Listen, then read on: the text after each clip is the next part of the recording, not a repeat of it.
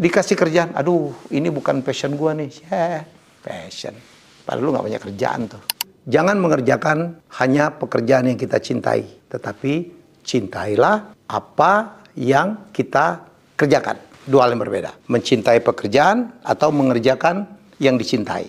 Banyak banget tuh sok-sokan. Wih, kalau kerja itu harus sesuai dengan passion, harus sesuai dengan yang kita cintai. Itu boleh dilakukan kalau lu udah sukses. Kalau lu udah sukses, tinggal milih bukan? Yang nggak disukai, jangan kerjakan. Kalau lu seneng yang musik, wah main musik. Tapi duitnya, tabungannya udah cukup. Usahanya udah jalan, passive income-nya udah berjalan. Ya, kalau di tahap-tahap awal ya, jangan begitu. Wah, kata coach itu, harus bekerja itu sesuai dengan passion. Bekerja itu harus sesuatu yang dikuasai, gue setuju. Itu juga nggak setuju.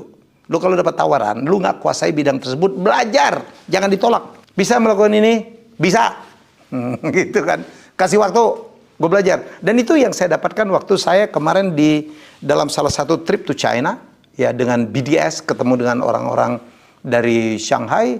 Dia cerita tuh, Pak Liki itu cerita. Di sana itu ya, orang-orang China itu bagaimana dia bersaing bisa di Seattle. Untuk tender segala macam, itu gila lu. Bayangin, dia bisa tuh, hari ini dia nggak kuasain, besok dia udah kuasain. Sampai pagi dia belajar. Dia pelajarin.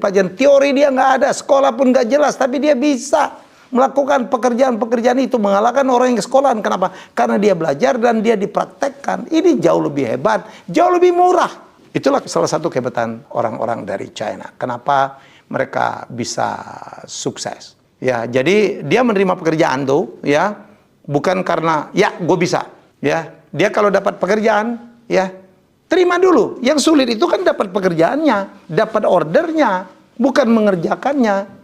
Paling sial nih, kalau nggak bisa kerjakan, cari orang yang bisa mengerjakan, bukan?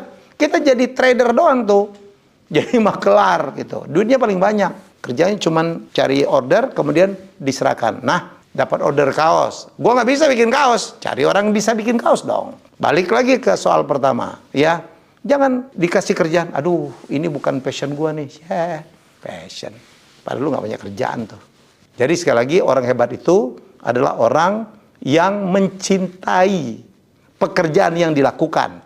Nah, ini lebih tepat nih. Yang mencintai pekerjaan dia lakukan. Bukan mengerjakan pekerjaan yang dia cintai. Bukan. Jangan dibalik. Ya, jadi apapun pekerjaan yang didapat, syukuri, cintai, habis-habisan. Memang sih, kalau kita cinta itu ya, kerja nggak capek tuh. Coba kalau kita nggak cinta, 2 jam kerja sehari udah capek banget.